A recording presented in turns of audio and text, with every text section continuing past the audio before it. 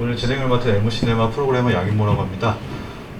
루비 작품 오늘 첫 GV인데요. 저희 극장에서 관객분들 어떻게 보셨는지 정말 저도 궁금하고요. 네, 그러면 게스트분들 자리로 모시겠습니다. 네, 잠시만 기다려주세요.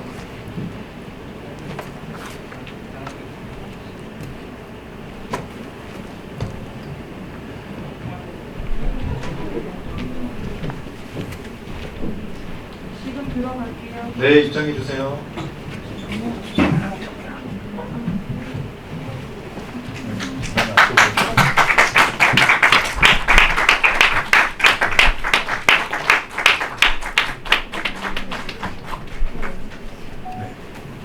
앉아주시면 되겠습니다. 저희가 오랜만에 이렇게 많은 분들 오셔서 극장이 정말 꽉 찼는데요. 보신 분들 순서대로 한 분씩 소개 한 번씩 부탁드리겠습니다. 마스크요? 네, 다 그럼 빼시겠어요? 네. 네. 예, 안녕하세요. 루비 쓰고의 제작 기획한 김명진이라고 합니다. 반갑습니다. 네, 안녕하세요. 루비 수 역을 맡았던 김동석입니다. 반갑습니다. 안녕하세요. 루비에서 서연 역을 맡은 배우 박지연입니다. 와주셔서 감사합니다. 네, 안녕하세요. 저는 루비에서 은지 역을 맡은 손은지입니다. 감사합니다.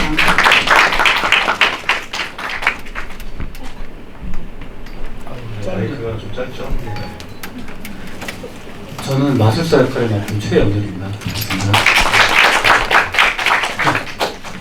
네, 저는 루비 제작한 김승우 PD입니다. 네, 감사합니다. 네, 오늘 진행은 제가 질문 초반에 몇 가지 드리고요. 바로 관객분들 지금 사진 찍고 계신데 이따가 질문해 주시면은 네, 관객분들 감상과 또 질문 듣는 시간 갖겠습니다.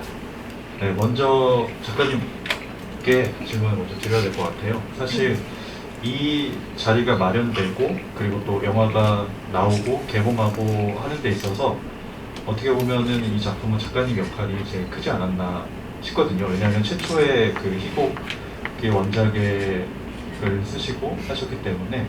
그래서 저 처음 질문으로 이 작품을 하시게 된 게 그 방송에서 프로그램 하시면서 비둘기의 이미지를 보고 하셨다고 생각이 드는데 그거에 대해서 좀 자세하게 듣고 싶습니다. 네. 처음 이제 착상이라고 예, 해야 될까요? 예. 네. 제가 한 13년 정도 그 EBS 교육방송국에서 이제 실제로 다큐멘터리나 이제 이런 교양 프로그램, 지금 거의 교양 프로그램 다 폐지돼서 아마 저 과학 프로그램이 실제 있는 이제 2015년에서 2016년 사이에 방송이 됐던 프로그램이고 지금 아마 이제 거의 마지막 과학 프로그램이었을 거라고 생각을 해요. 실제로 저희가 이제 프로그램을 하다가 폐지가 됐고 거의 마지막 그 연말에 했던 실제로 그 마술 편이 있었어요. 그때 이제 저희 소품으로 비둘기가 정말 이렇게 이제 제 손에 제 차지가 돼서 이제 남겨졌는데 이 비둘기가 진짜로 사라지면 어떤 일이 일어날까 하는 이제 그런 상상을 그때 했던 것 같아요. 그 소품실에서.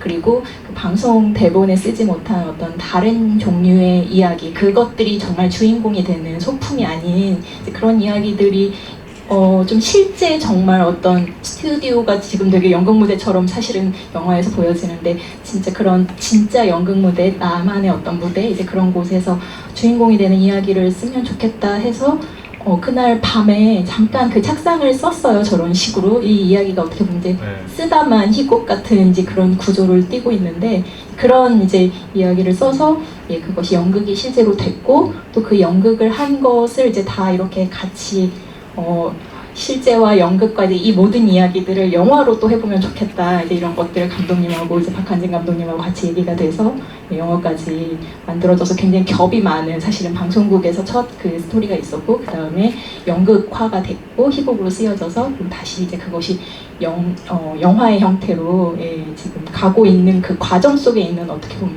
이야기라고 할 수 있겠습니다.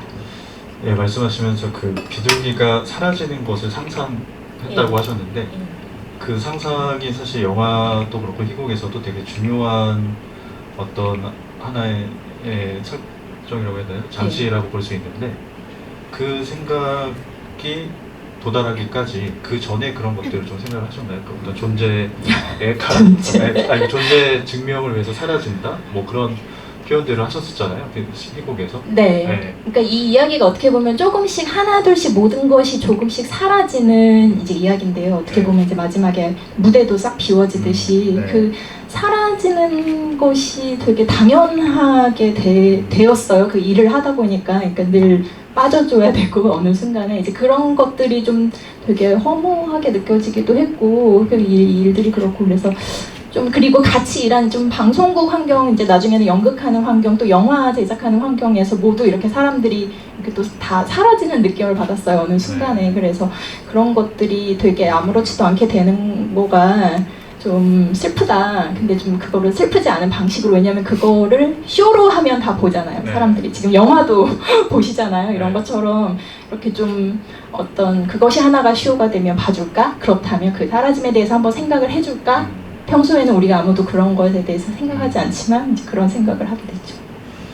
네, 그렇다 보니까 그래서 그런지 몰라도 영화의 주인공 인물들이 서로 이렇게 관계가 되게 첨예하게 대립도 하고 연결이 되어 있는데 되게 다 떨어져 있는 느낌이 들기도 하더라고요. 그래서 그 중에서 어떻게 보면은 박지현 배우님이 연기하신 서연 역할이 사실 그 시선이 중간중간 커트가 들어가고 그 시선으로다가 영화가 움직이는 느낌이 저는 받았어요. 그래서 그 역할을 맡으시면서 그러니까 시나리오를 처음 받았을 때 그리고 영화를 이렇게 완성본을 보셨을 때 느낌이 어떠셨는지 좀 궁금해요. 네. 처음에 시나리오 몇 번 말씀을 드렸지만 처음에 시나리오 보고는 완벽하게 그림이 그려지진 않았어요. 그 주인공의 심정이나 이런 것들은 되게 와닿았는데 이게 어떤 식으로 영화화돼서 이렇게 보여질까라는 게 조금 약간 좀 어려운 느낌을 사실 받았었고요. 그랬는데 어쨌든 그 주인공의 서연이의 감정선은 계속 일관되게 가기 때문에 제가 이제 제가 이제 관객이 되기도 하고 뭐 무대 위에서 연기를 하고 있기도 하고 방송국에서 또 있기도 하고 아니면 또 제 방 안에서 뭐 컴퓨터를 타자치고 있고 그런 것들이 사실 어떻게 보면 편집 이제 그거는 감독님이 이제 해주실 부분이었던 것 같고 저는 제가 가져가는 것들은 계속 일관적이었기 때문에 네, 그런 부분 어려움 없이 연기할 수 있었던 것 같아요. 그 일관성이라고 하는 게 사실 영화에서 어떻게 보면 이게 회상을 하는 건가요? 그 쓰면서 처음에 이제 그 원고를 작성을 하잖아요. 그걸 이제 쓰는 과정 속에서 이제 회상의 의미로서 영화를 보면 되는 건데 사실 그 회상 중간에도 뭔가 변화의 지점들이 그 균열도 일어나고 그런 지점들이 있었다고 저는 보는데 그 지점에 가장 어떻게 보면 사건적으로 제일 중요했던 지점이 어디였는지 그게 뭐 연기를 하시면서 말씀해 주셔도 되고 아니면 작가님께서 어느 지점에서 이 역할이 좀 변화라고 해야 되나 아니면 원고를 뭐 작가님께서 그 비둘기를 보고 착상을 하셨던 실제의 순간처럼 이 인물의 변화에 어디에 초점을 맞추셨는지 궁금합니다. 그러니까 외부에서 들어오는 것들이 있잖아요. 그러니까 뭐 프로그램이 막 이렇게 하고 부장의 어떤 압력 뭐 그런 것들도 있었는데 예, 질문. 말이 길었죠. 네.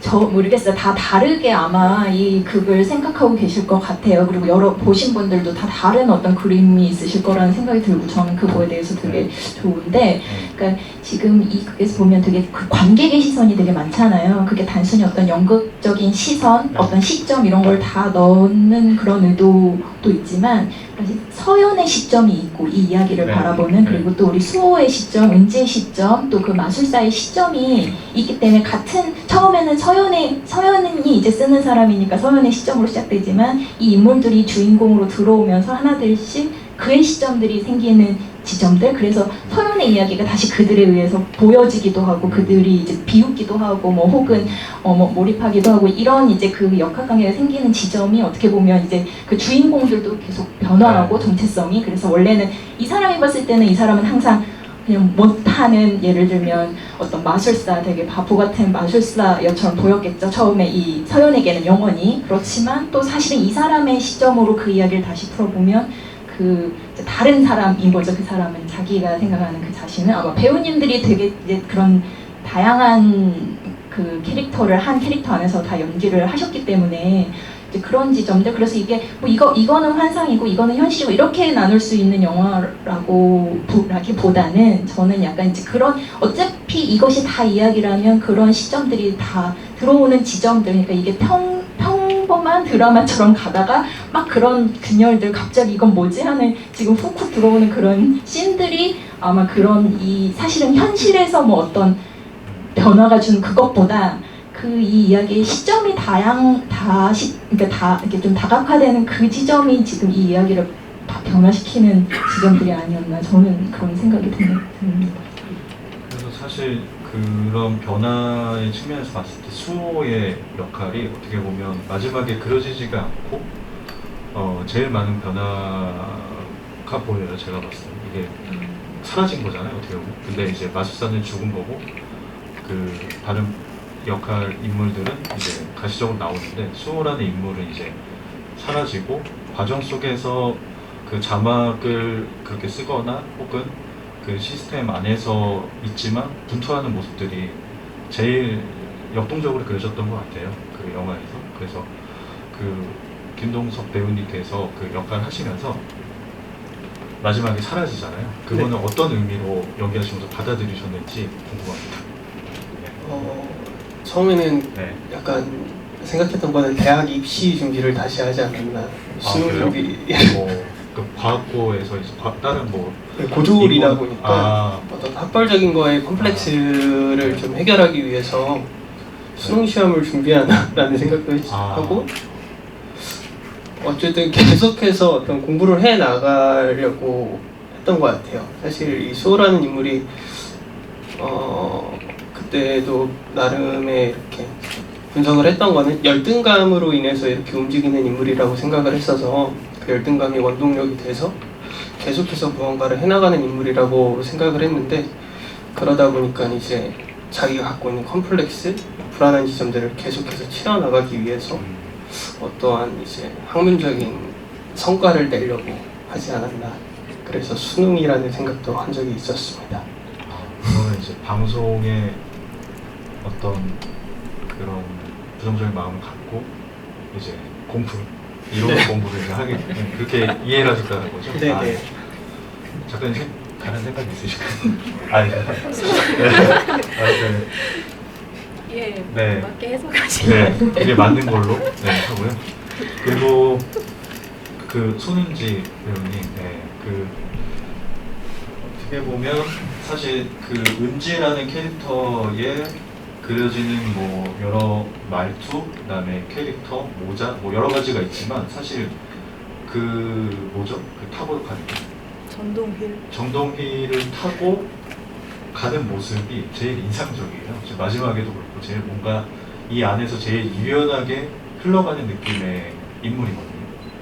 그래서 궁금한 지점에서는 이제 그 실제 어떤 그런 어떤 성격이나 그런 것들이 이 인물에 많이 반영이 투영이 돼서 연기가 된 건지, 아니면 이 인물을 위해서 그 조연출로서 이제 단장을 한 건지 궁금합니다.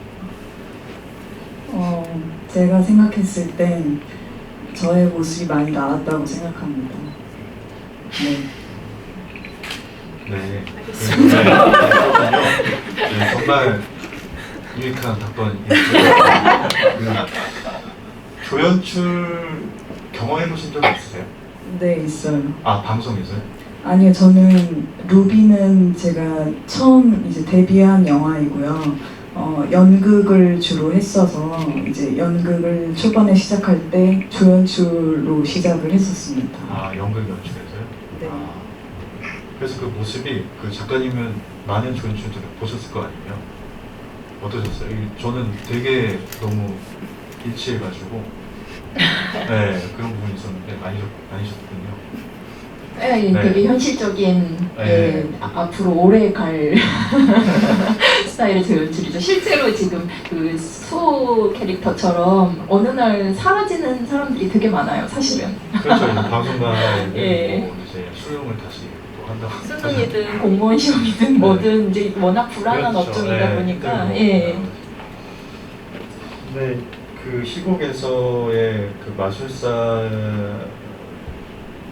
그 인물의 역할과 영화의 역할이 좀 다르더라고요.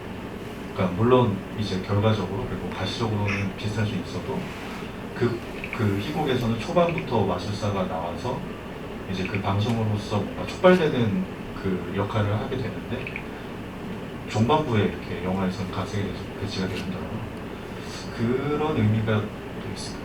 그거에 대해서 또 배우님께도 질문하고 싶습니다. 먼저 작가님께. 네. 그 워낙 원래 그 희곡 원작이 되게 짧았고 이제 저는 이게 마술사가 어떻게 보면 좀 주인공이 되는 이제 영화로 생각을 했는데 어떻게 보면 그 마술사가 이제 결국은 출연자 1일 뿐인 거고 사실은 앞뒤로 되게 여러 출연자들이 또 있잖아요. 네. 귀뚜라미 박사도 있고 원래 그 씬에는 보면 뭐 공룡 박사도 있고 뭐 치킨 뜯는 뭐 이제 별의 별 이제 그 말이 과학자지 사실은 그냥 이제 출연자 1, 2, 3인 이제 사람들이 계속해서 나오고 그 익명적인 캐릭터의 한 명으로서 사실은 이 마술사가 이 영화에서 더 도드라지면서 예 그리고 좀 마지막에 죽어야 되는 지금 되게 중요한 미션이 있다 보니까 좀 되게 극적인 그거를 위해서 중간 이후에 이제 영화에서 배치가 된 것 같아요. 그리고 캐릭터도 해석이 좀 많이 그 각색 과정에서 이제 좀 달라졌죠. 원래는 되게 노쇠한 이제 노인의 이제 그거였다면 저희가 이제 섭외가 먼저 됐는데 다 너무 배우님이 멋있어서 그냥 이분으로 가고 우리 대본을 다 고치자 이렇게 돼서 실제 캐릭터에 다 맞춰졌죠. 예. 네, 그 멋있는 마술사님께서 멋있는 배우의 이 말씀에 대해서 어떻게 생각하시고 네, 작품에 대한 생각도 들으시죠. 저는 오늘 그 같이 연극을 했던 동료들이 2명이 와서 네. 같이 옆에 앉아서 보는데 오늘 또 이제 영화를 한 5번째 보는 건데 같이 보면은 왜 그 사람의 입장에서 또 달리 보이는 게 있잖아요. 네, 그렇죠. 같이 저분들하고 했던 작품들이 처음 했던 건 굉장히 비극적이었고 그 다음에 했던 거는 굉장히 코믹한 작품이었는데 그걸로 지방을 돌아다니면서 되게 재미있게 작업을 했었고 가장 최근에 했던 거는 고전 좁은 문이라는 문학 작품이었는데 그런 이제 동료들하고 같이 보니까 네. 그때 인들이 막 떠오르고 영화 속 장면들하고 많이 매치가 많이 되고 그러면서 든 생각이 제가 이제 마술을 배웠어요. 이제 섭외가 되고 바로 그날로 이제 마술사 선생님을 소개받고 네. 학원에 가서 마술을 배우고 대치동에 있어요. 그 학원이 대치동에 있는 마술 학원에 가서 2번 레슨을 받고 했는데 그날 배운 거를 바로 제가 집에 와서 촬영을 직접 해가지고 감독님한테 이제 배운 거 더하기 또 제가 이제 좀 이제 하고 싶은 거 또 사실 그 마술 선생님한테는 기술적인 걸 배우는 거고 극중 인물한테 그걸 어떻게 적용할 거냐는 또 어떻게 보면 배우의 몫이기도 하니까 그래서 이제 마술을 하는 거를 찍어서 보여드리는데 되게 슬랩스틱이 많이 들어갔어요. 제가 한 거에는. 근데 실제 그 방송, EBS 방송 우리가 같이 소스로 봤던 그 방송의 네. 마술사는 코믹한 요소가 사실 없거든요. 되게 좀 약간 노잼 마술사. 그냥 할 것만 딱 하고. 작가님이 그래도 하신 방송에 대해서 모델 뭐 동의하실 것 같아요. 캐릭터 네. 정말 일 그만두기 직전에 직전에 네. 직전 유자가 아니죠. 근데 그 제가 뭔가 이렇게 상상하고 찍어서 이제 보여주는 그 영상들은 되게 코믹하고 뭔가 실수 연발이고 되게 그래서 그 감독님이 좀 너무 과하지 않냐 슬랩스틱이 그래서 그런 걸 많이 뺐는데 저는 좀 그렇게 접근을 했던 것 같아요. 이 마술사가 마술사이지만 좀 뭔가 광대 같은 그런 마술사를 많이 상상했던 것 같고 그게 원작과는 굉장히 많이 달랐죠. 근데 그 마술사가 광대여야지 이 극에서 좀 더 의미를 갖게 되지 않을까 그런 생각을 했던 것 같아요. 그렇죠. 그 비둘기라는 게 이제 되게 중요하고 그 비둘기를 어떻게 보면 극으로 끌고 들어오는 인물이 이제 마술사인데 이 마술사가 결국엔 그게 영화에서 이제 뉴스로서 이제 되는데 그 죽음의 의미는 뭐라고 생각하면 될까요? 아까 뭐 사라지는 사람들, 근데 이거는 이제 죽음이잖아요. 그 다른 어떤 결이지 않을까 싶어가지고. 저 이걸 초연을 대학로에서 올렸을 때 그런 네. 평을 들은 적이 있는데 여기에 루비 4마리가 등장한다 누가 그러시더라고요. 이제 그때 네. 누군가 해석하기를 루비 1이 그 새고 네. 루비 2, 루비 뭐 3, 루비 4 해서 마술사가 이제 루비 5쯤 되는데 네. 제일 암으로 치면 말기 환자다. 아, 이 이제 젊은 친구들은 수호는 뭐 어쨌든 공부를 하든 뭐 진로를 바꾸든 뭔가를 또 할 것이고 그리고 은지는 뭐 나름 이제 생존을 한 거고 서연도 또 뭐 나름 이제 그 다음 뭔가를 썼죠 어쨌든 네. 서연도 예, 그래서 네. 다른 그 길로 나아가게 될 텐데 마술사는 좀 너무 많이 살았고 이제 할 만큼 한 거죠. 다 그 사람은 이미 진로도 틀어보고 장사꾼이 다 돼서 자기 원래 하던 거 이거 온갖 거를 다 해보다가 마지막에 이제 더 할 게 없어진 그 쇼의 끝까지 가서 결국은 그 죽음만이 그 쇼의 피날레가 될 수 있는 사람일 거다. 그래서 말기 암 환자다. 근데 그 말이 좀 맞을 수 있겠다. 어느 정도 제가 모든 인물들에게 루비라는 그 새 캐릭터를 투영했는데 그 정도로 좀 다르게 했고 그 마술사는 사실은 현실이라고 생각했어요. 가장 사실은 현실적인 그게 더 맞을 것 같다고 생각을 했어요. 예. 그래서 그 비둘기 노비라는 게 이제 영화의 계속 중심인데 이게 그때 희곡 당선하시고 인터뷰를 하신 거 보니까 색바랜 비둘기라는 게 이제 인상 깊어서 그런 어떤 상징으로서 인물들을 그려내고 뭐 그렇게 작품을 하셨다라고 이제 감상을 하신 게 있는데 그런 측면에서 이 영화가 흑백이잖아요. 예. 근데 그게 좀 작용을 한 건가요? 그 빛바랜 비둘기.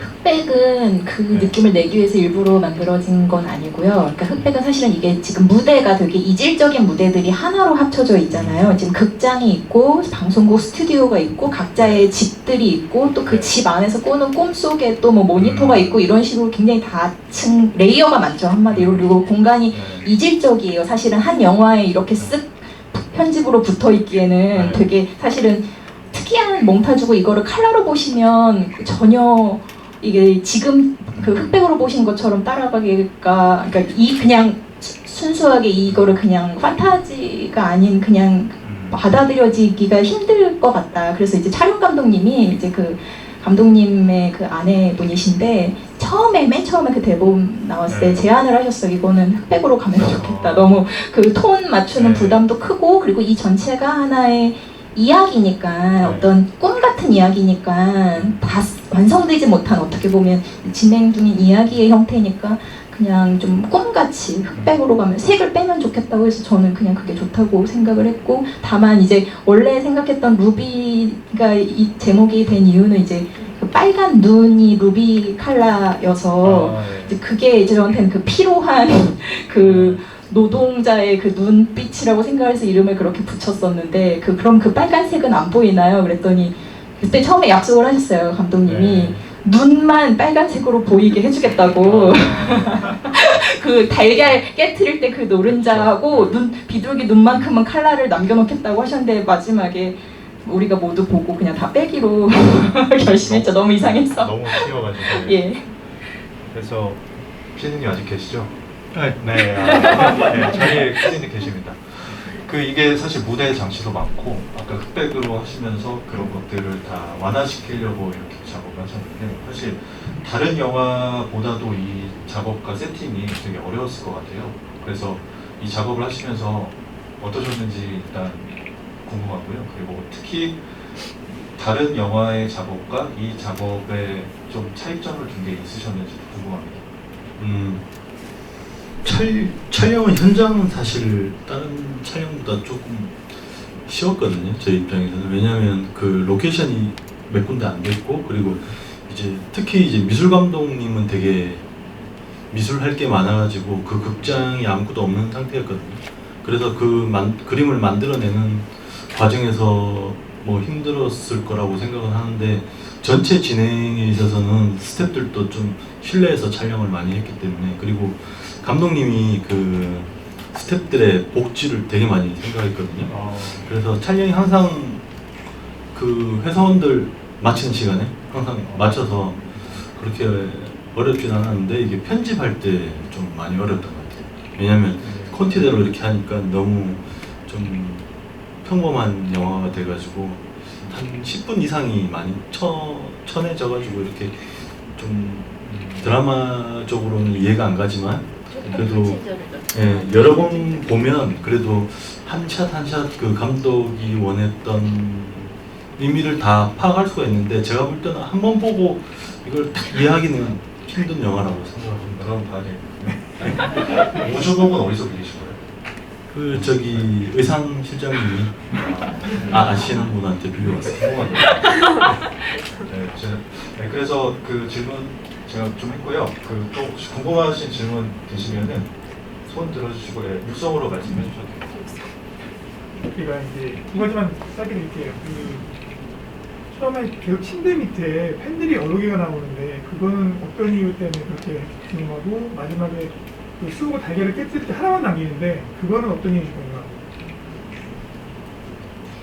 펜은 이제 그 서연이 계속 사실은 그 펜이 침대 밑에 떨어져 있고, 이것도 이제 좀 상징물이 되게 많아요. 영화에 이제 잘 보시면. 근데 이제 펜을 계속 펜을 잘 잃어버리고, 그거를 뭐 처음에 수호가 찾아주기도 하고, 아니면 가방을 뒤지기도 하고, 이제 그게 다 펜을 잘 잃어버리는 그렇지만 작가가 되고 싶은 어떤 그런 딜레마에 있는 여자다. 그래서 그 펜은 이제 서연의 어떤 이제 작가가 되고자 하는 그 어떤 이제 그 여정에서 좀 상징적으로 그 정체성을 보여주기 위한 장치로 쓰였던 거고, 이제 그 수호의 달걀도 일종의 수호의 꿈인 거죠. 그거를 뭔가 부화시켜 보겠다고 이제 그 인공 부화하는 그 장치. 인공 부화하는 장치인데, 그 마지막 하나가 아마 수호가 남겨놓은 하나의 그 어떤 일말의 꿈인 것 같고, 거기서 나중에 사실은 루비가 마치 그곳으로부터 부화한 것처럼, 이제 그건 정말 연극적인 설정이지만, 루비가 그 사라진 루비가 마치 그 수호의 알을 깨고 나온 것처럼 이제 그 미장센을 이제 마지막에 그렇게 하셨는데, 감독님께서 그게 일종의, 저는 좀 이 영화가 좀 되게 뭐 마술사도 죽고 지금 뭔가 되게 현실에 대해서 부정적이지만, 그게 하나의 희망적인 메시지. 그러니까 이 새가 아직 지금 방송국 어딘가에 남아서 자기만의 마술쇼를 하고, 그게 뉴스에 잠깐 나와서 어린아이의 눈에만 보이기도 하고, 이제 그런 식의 자기만의 마술쇼를 이 새는 계속 하고 있다라는 사실은 그런 설정이고, 그 새는 근데 이제 수호의 어떤 그 부화시키지 못한 어떤 달걀하고 좀 연관성을 주려고 했던 것 같아요. 그래서 그런 소품들이 사실은 다 지금 그 우리 은지의 전동힐이 마치 아까 잘 보신 것처럼 그 사람의 어떤 그 캐릭터를 보여주듯이, 지금 이제 모든 그런 좀 특이한 펜이라든지 이런 헬멧이라든지, 그리고 상자 속에 들어가는 좀 그런 폐쇄적인 수호의 상태, 고립된 이제 그런 것들이 미술 감독님하고 이제 감독님하고 다 하나하나 굉장히 연극적인 상징물로 이제 그걸 영화에 이제 고스란히 가져오는 게 사실은 되게 좀 실험이었을 텐데, 이제 그런 것들을 많이 했죠, 영화에서. 또 질문 혹시 있으실까요? 네. 마술사분에게 질문 드리고 싶은데요. 그 영화 보면서 사실 가장 이해가 안 갔던 부분 중에 하나가, 저 마술사는 나이가 젊어 보이는데 왜 벌써 그만두려고 하지? 왜 나는 방송 탔으니까 다 됐다. 성공할 것처럼 하는데 뭔가 성공보다는 못할 것처럼 이렇게 하는 게 좀 이해가 안 가는 지점이었는데 이제 작가님의 얘기 들어보니까 원래 설정이 나이 든 사람이라서 약간 그게 제 생각에는 그 본인이 역할을 맡으셨을 때도 좀 납득이 안 됐을 수 있을 것 같은데 본인은 어떤 생각을 가지고 그 부분에 대해서 임하셨는지 좀 있으시다면 궁금해서요. 네, 제가 만약 마술사인데 저렇게 마술을 못하면 저도 그만둘 거예요. 그래서 현명한 현실적인 생각을 하는 것 같아요. 솔직히 마술을 그렇게 잘하는 마술사는 아니잖아요. 그리고 그렇게 성공한 마술사도 아니고. 심지어 조류 공포증이 있으신 마술사인 거죠. 이런 새를 못 만지는 사람인 거죠, 사실은. 그게 이제 자기만의 컴플렉스고 비밀이었던 거죠. 예, 뭐 그런 설정이 영화에 다 표현이 되진 않았어요. 그거를 비화를 다 얘기하면 너무 길어질 것 같고 결과적으로는 그런 지금 말씀하신 부분에 대해서는 제가 답을 한 것 같아요. 저 사람이 뭐 나이가 지금 은퇴할 나이가 돼서 그런 건 아니고요. 실질적으로 저렇게 마술을 해가지고는 먹살기가 힘들잖아요. 마술을 잘해도 먹살기 힘들 텐데 저렇게 막 꽃 마술 이런 거 해가지고는 좀 힘들겠죠, 아무래도. 그래서 현실적으로 그런 것 때문에 그만두는 걸 고민하는 게 아닐까 그렇게 생각합니다. 이어서 질문을 하면 예. 그래서 그 이후에는 약간 다른 모습이 나올 줄 알았는데 그 다음에도 마술사의 모습으로 나왔잖아요. 예. 그 다음에 마지막 장면에서 계속 마술하다가 죽잖아요, 마술사가. 예. 그 부분도 사실 좀 이해가 되진 않았거든요. 정말 그만둘 줄 알았던 마술사가 다시 영상에 나타나가지고 마술사로서 관객의 앞에 서서 안 그만뒀지만 되게 기분이 많이 드는 캐릭터였는데 사실 다른 분들에 비해서 캐릭터 가장 이해가 안 가요. 예. 근데 그만둔다고 생각하는 사람이 진짜로 그만두면은 대한민국에 진짜 지금 실업 대란이 일어나는 것 같아요. 생각을 하는 저쪽 다음날 사표를 쓰면은 이 나라가 어떻게 돌아갈까. 예, 다들 그런 생각을 하지만 실제로 그만두진 않죠. 그리고 버티다 진짜 그만둬야 할 때를 좀 지나서 그만두지 않는 거고. 네, 저 마술사 같은 경우에는 그 시기를 지나가기 전에 이제 사고가 난 거고. 예, 좀 그렇게 생각합니다. 네, 지금.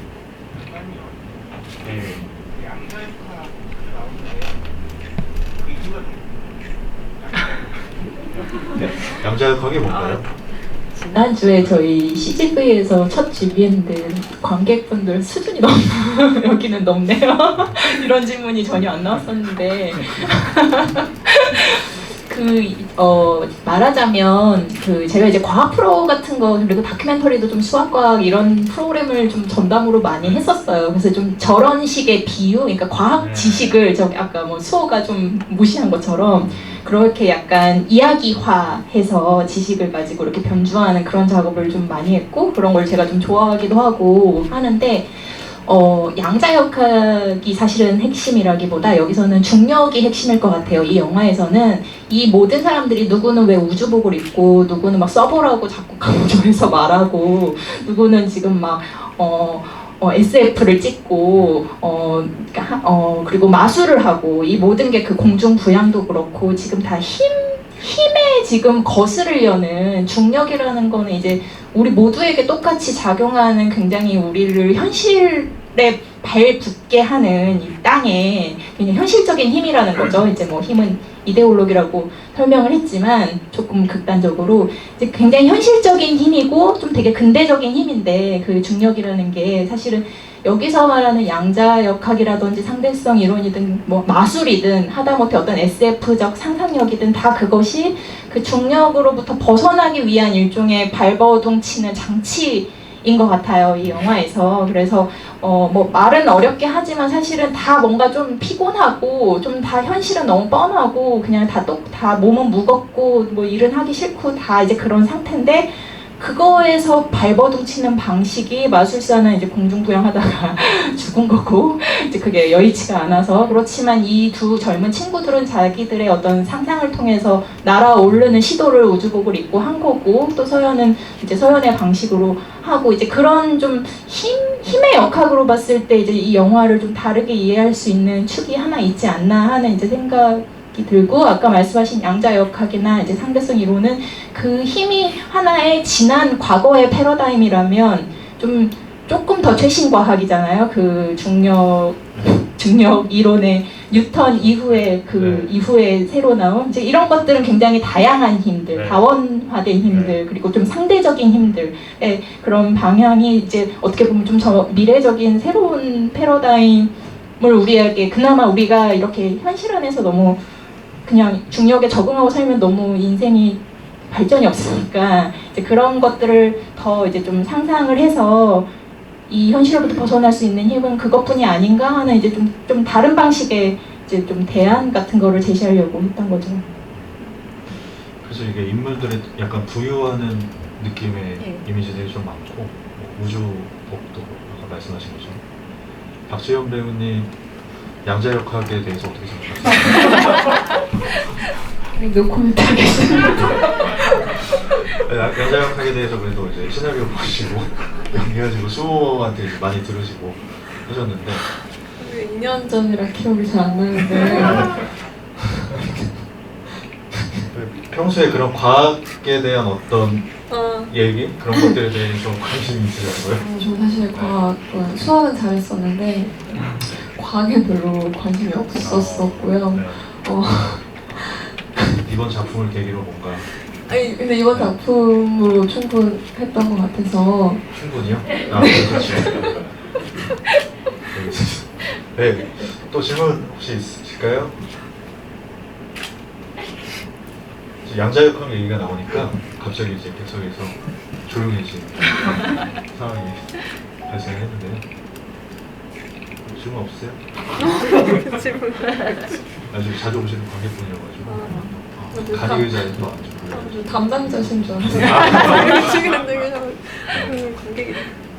그래서 그 부유하고 있는 것, 그러니까 인물들이 그게 이제 방송계에서 많이 일을 하시면서 느끼셨던 건가요? 아니면 평소에 제가 거기서 이제 적응을 못하고 부유하고 있었던 거겠죠. 그러니까 그런 상상을 누가 하겠어요. 그러니까 그 방송을 같이 현실적인 일을 하면서 정신을 차리고 그 현실 돌아가는 되게 빠르게 뭔가 일이 항상 돌아오고 저런 프로그램을 일주일에 하나씩 만들어야 되고 정신이 하나도 없으면 이제 정말 현실적이 되거든요. 이제 사람이. 근데 이제 저는 이제 그 불이 꺼질 때마다 저런 종류의 이제 상상을 하고 있으니까 하다가 이제 때려졌겠지만 근데 사실은 저는 좀 이 이야기 전체가 어떤 이야기에 대한 믿음이 좀 깔려있다고 생각하는 게, 이런 류의 다른 종류의 상상과 다른 종류의 실험과 그리고 똑같은 방송 프로그램 그리고 방송국을 배경으로 하는 수많은 드라마와 영화가 있겠지만, 이런 식의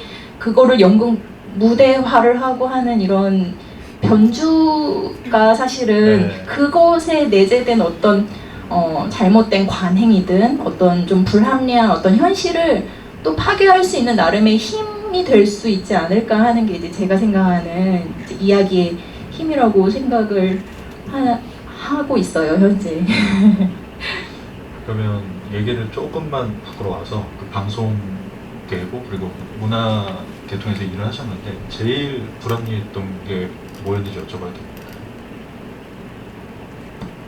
저는 근데 방송을 할 때까지만 해도 방송이 가장 그런 줄만 알았어요. 근데 그 이후에 연극을 했잖아요. 저 루비를 통해서 마침 처음 사실은 제가 연극을 원래 연극계 사람이 아니었고 이제 이 루비라는 작품이 너무 이상한 게 이걸 그냥 희곡으로 썼는데 이게 이제 뭐 이제 당선이 되고 그러고 나서 연극화가 되더라고요, 저절로. 근데 그 연극을 가서 공연을 같이 그 배우들하고 하면서 이제 또 새로운 연극계를 경험했죠. 그리고 이 연극을 경유해서 다시 이제 또 우리 배우님들하고 같이 이제 영화, 뭐 제가 주도한 건 아니고 감독님이 계셨고 또 같이 도와주신 그 연출, 그 연극 실험 연출 해주신 분도 계셨고, 이제 저보다 훨씬 연극에 어떻게 보면 조예가 깊으신 분들이 다시 영화의 판에 와서 우리가 또 영화 제작을 함께 했고, 지금 저기 나오는 예를 들어서 서연의 집 같은 경우 이제 저희 집이었어요.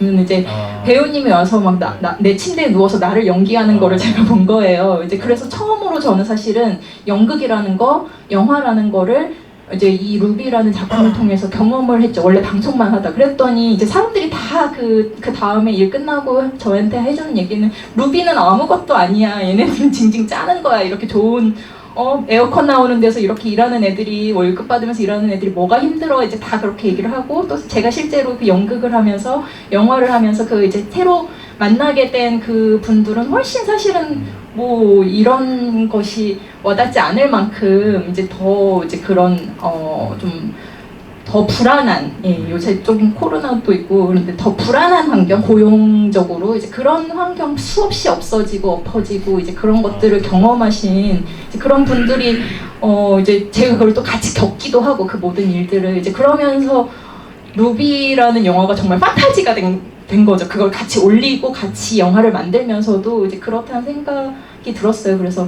사실은 이제 더 연극을 오래 하신 분들 그리고 영화를 더 작업을 오래 하신 분들에게도 이 이제 루비라는 영화가 정말 이상한 영화가 되게 되는데 이제 그와 함께 해온 경험들이 저한테 이렇게 겹겹으로 쌓이면서 계속 생각을 많이 하게 돼요. 이 이야기가 어떻게 하면 더 폭넓은 이야기가 될 수 있을까 그런 생각은 하고 있어요.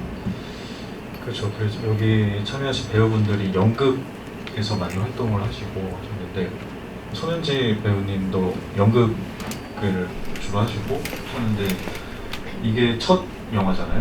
네. 근데 연극이랑 어떤 경계에 있는 영화를 하신 거라고 볼 수가 있겠죠. 연극으로 했으니까. 그래서 그 연극적인 부분의 작업의 어떤 연극의 작업 그리고 영화의 작업 이것 같이 경험했을 때 어떻게 달랐고 또 어떤 지점에서 연결을 할 수 있는 부분이 있었는지 그런 부분이 좀 궁금합니다. 우선 그 감독님께서 어떤 멘트를 해주실 때 그 이 영화에서 연극의 장면과 연극의 장면과 방송국의 장면의 연기가 완전 달랐으면 좋겠다는 말씀 많이 하셨어요. 그래서 이제 그러니까 그 장면을 찍을 때는 조금 더 과장되게 조금 더 연극적인 어떤 것을 요구해 주셨고 그래서 제가 했던 게 이제 뭐 우주인이나 비둘기를 연기하는 어떤 배우의 모습 이런 것들을 좀 과장해서 했던 거고 그리고 이제 방송국에서의 그 연기를 할 때는 감독님이 이렇게 자꾸 부르셔서 더 그냥 하라는 말씀 많이 해주셨어요. 그래서 그 두 개의 경계가 명확히 달라야 한다라는 것을 알려주셔서 그렇게 그냥 하려고 했고요. 또 저는 그 김동석 배우랑 많이 나왔는데 사실 저랑 작업을 굉장히 많이 한 동료 배우여서 그런 자연스럽게 그냥 막 하는 연기를 하는 것이 조금 김동석 배우가 많이 도와주지 않았나 이런 생각이 듭니다. 네, 김동석 배우님의 생각 좀 들어볼게요. 영화 괜찮으셨나요? 저도 너무 이제 좋으신 분들과 함께 작업을 해서 너무 영광이었고요.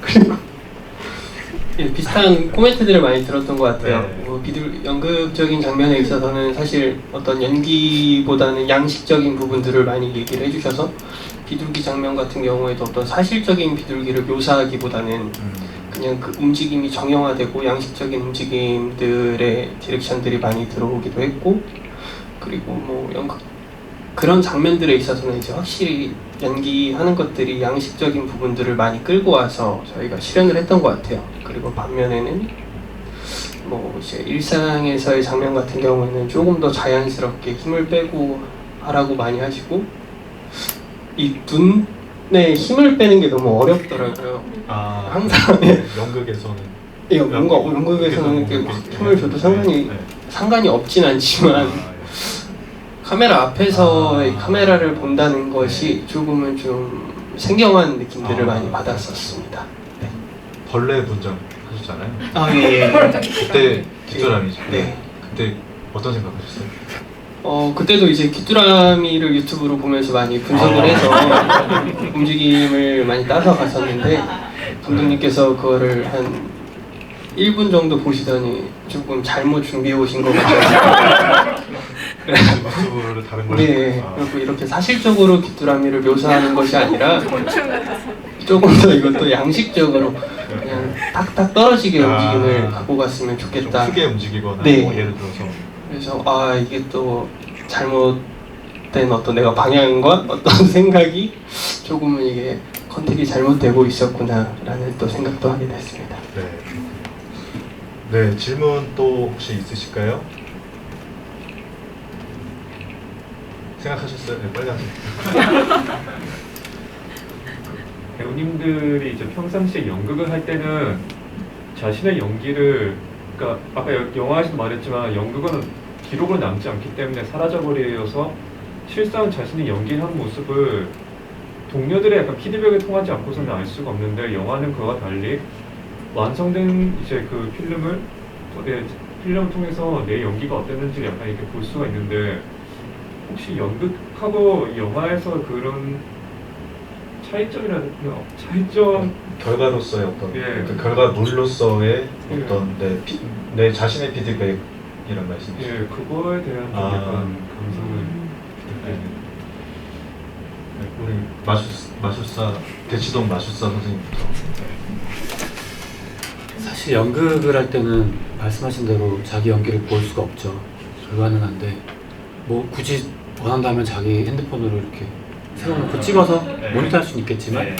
그것보다는 연출가가 있는 이유가, 연출가를 그리고 신뢰하는 이유가 연출이 나를 봐주고 어떻게 보인다라고 말을 해주잖아요.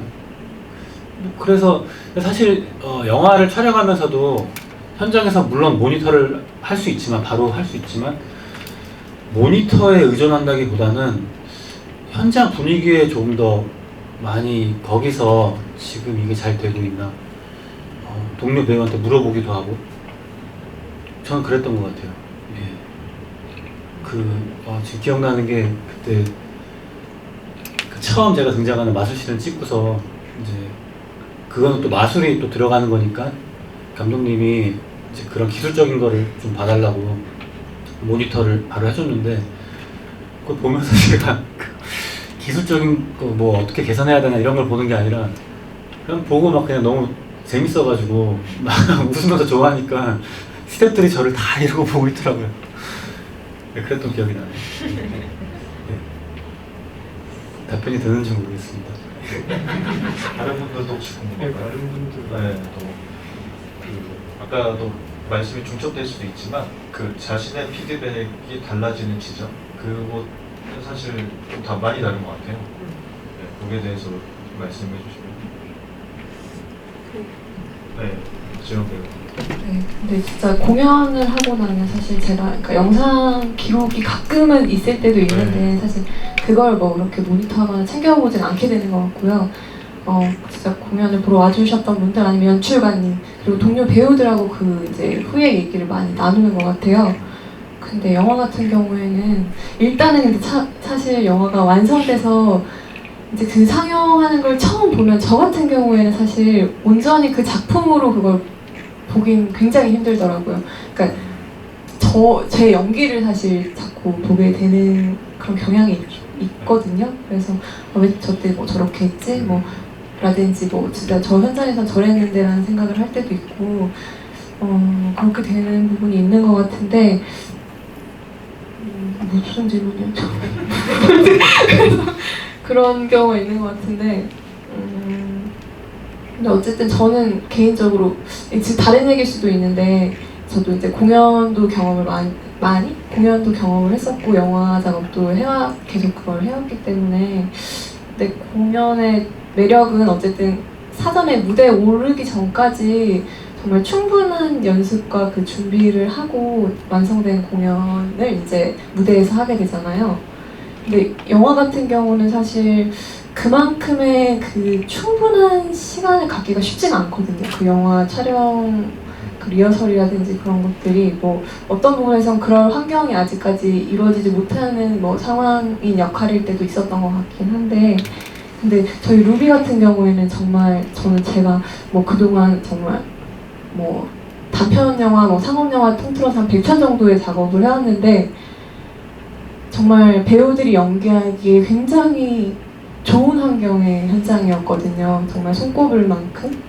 근데 그게 감독님이 약간 공연에 대한 원래 공연 쪽도 하셨던 분이시고 그래서 그 공연에 대한 이해와 또 영화에 대한 이해가 같이 있으셨기 때문에 그게 되게 가능한 현장이었어요. 그래서 작품 자체도 되게 어떤 부분에서 공연을 보는 느낌도 있고 또 영화를 보는 느낌도 있는 작품이라고 생각하기 때문에 네, 그래서 현장이 너무 좋았어요.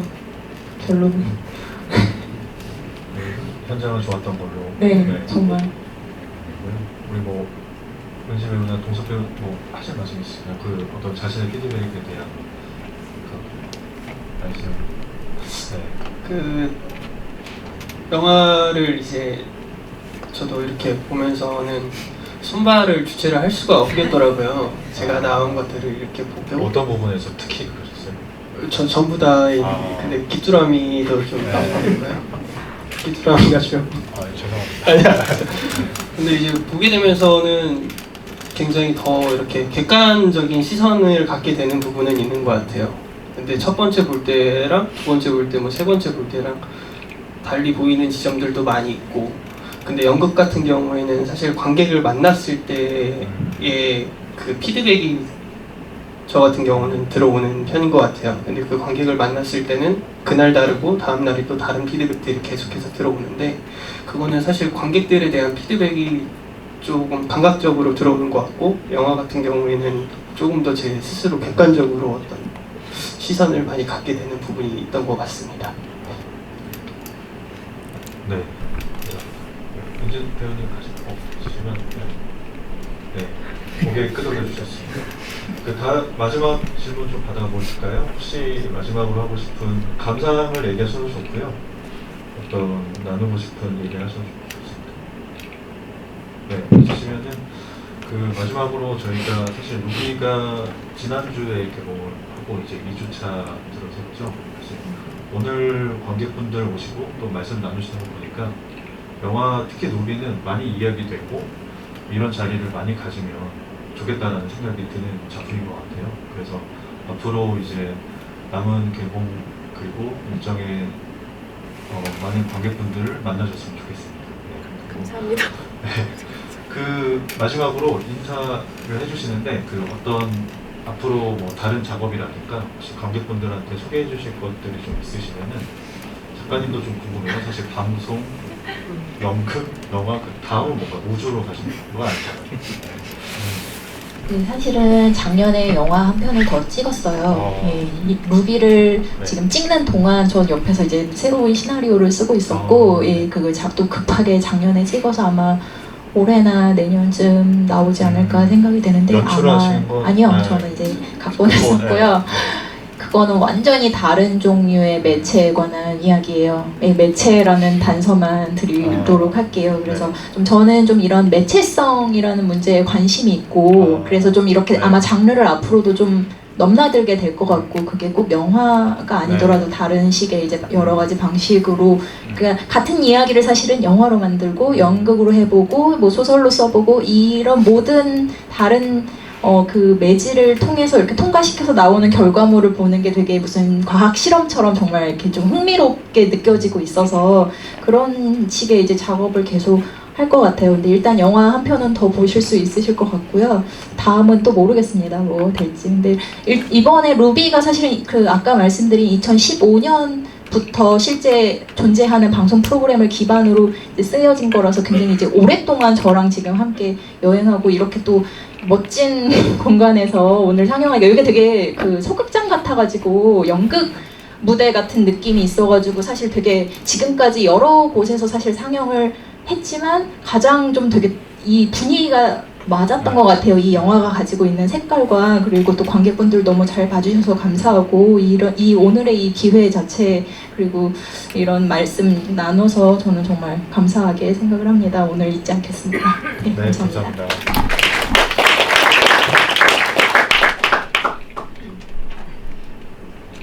다음 뭐 연극 하시는 거라든지 뭐 관객분들한테 같이 뭔가 행보를 같이 나누고 싶은 어떤 그런 말씀.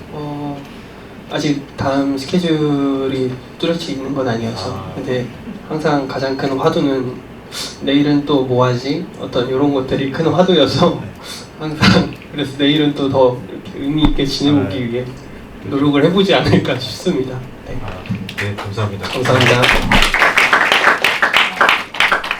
네, 동석 배우는데 이틀 전까지 공연을 손희지 배우하고 했었거든요. 사실 그랬었고 이제 제 얘기를 하자면 저는 이제 루비가 근데 저한테는 되게 선물 같은 영화예요. 그래서 현장에서도 정말 되게 감사하고 행복하게 촬영을 했었고 지금 이 순간까지도 진짜 저한테는 되게 벅찬 약간 감사한 작품이어서 정말 이렇게 오늘 그 비가 지금 그쳐서 정말 다행인데 코로나 이 굳은 날씨를 뚫고 와주셔서 감사드리고요. 좀 무슨 얘기를 갑자기 네 그리고 저는 지금 이제 또 다음 작품 그 연상호 감독의 지옥이라는 작품에 잠시 출연하게 돼서 그거 작업을 하게 될 것 같고요. 사실 올해 초부터 일이 없었거든요. 저도 이렇게 쉬어본 적이 처음인데 이제 코로나 때문에 영화도 거의 스탑이 많이 됐었고 그랬는데 이제 다시 루비 이 개봉과 더불어 힘을 얻어서 작품 열심히 하도록 하겠습니다. 감사합니다.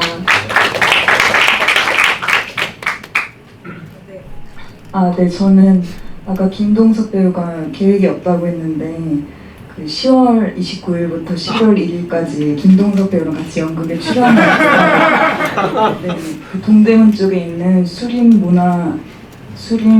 수림예술센터 거기서 48시간 동안 쉬지 않고 연극하는 것을 하니까 많이 부러워 주시고 또 이거 TMI인데요. 요 한마디만 하자면 오늘이 8월 6일이잖아요.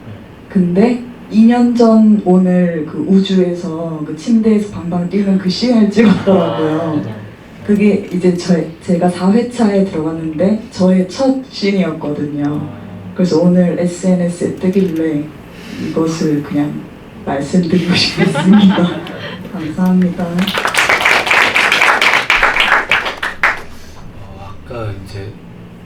아까 하신 질문에 대해서 좀 또 앉아서 또 생각을 하고 그랬었는데 사실 루비가 이 영화가 뭔가 이렇게 개운한 답을 주는 영화는 아닌 것 같거든요. 그 각색 방향 자체가 굉장히 뭔가 이렇게 질문들을 많이 던지고 궁금하게 만들고 답은 전혀 주지 않는 좀 그렇게 만들어진 것 같은데 그래서 그런 찝찝함을 안고 가는 게 당연한 것 같아요.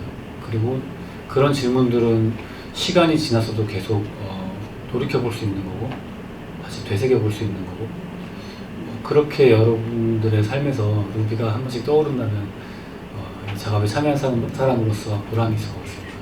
감사합니다.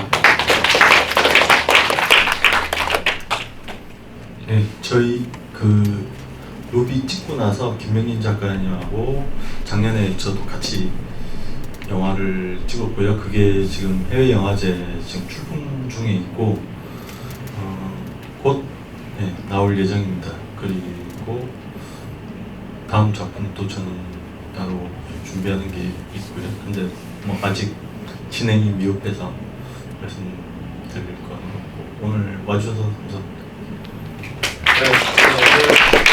마치고요. 게스트분들 그리고 관객분들 너무 고생 많으셨습니다. 조심히 돌아가세요. 감사합니다. 감사합니다.